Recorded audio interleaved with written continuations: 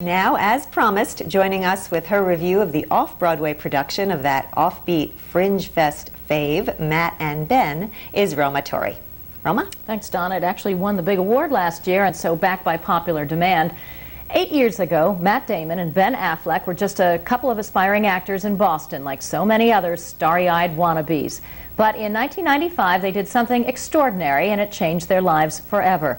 The two wrote a movie script, Good Will Hunting, that earned Raves and the Best Screenplay Oscar. That turning point in their lives is the focus of this brazen and hilarious new comedy by a couple of aspiring actor-writers who, just like the real Matt and Ben, collaborated to produce an unexpected gem.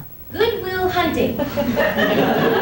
By Matt Damon And Ben Affleck. Is this a joke? We wrote a script. And like Matt and Ben, the two writers have decided to star in their first project together. Mindy Kaling and Brenda Withers, friends from Dartmouth, identified with the Cinderella tale of the two movie stars. And while sitting home one day reading entertainment magazines, they came up with an idea to satirize the actors' early careers.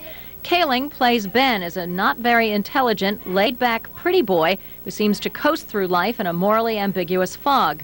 Matt, portrayed by Withers, comes off as an overachiever who works hard for everything, the Harvard boy with the talent and brains who also lacks Ben's natural charm and charisma. As the play begins, they're trying to adapt Catcher in the Rye into a screenplay, a troubling idea to Matt, who feels adaptation is little more than plagiarism. And then suddenly a mysterious package drops from the ceiling, and in it is the script for Good Will Hunting.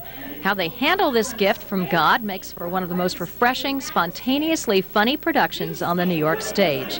Kaling is a gifted comedian whose timing and facial expressions are priceless. And Withers, the one more physically suited to play Ben rather than Matt, is an extremely engaging actress. They often hysterically capture the many nuances of ambitious, privileged white guys who fancy themselves artists. Not moving. Not an animal. Not three-dimensional. Actually, it's three-dimensional. I was none too surprised to discover it was directed by David Warren, who has repeatedly distinguished himself in the New York theater. He makes the perfect collaborator on this marvelous duet.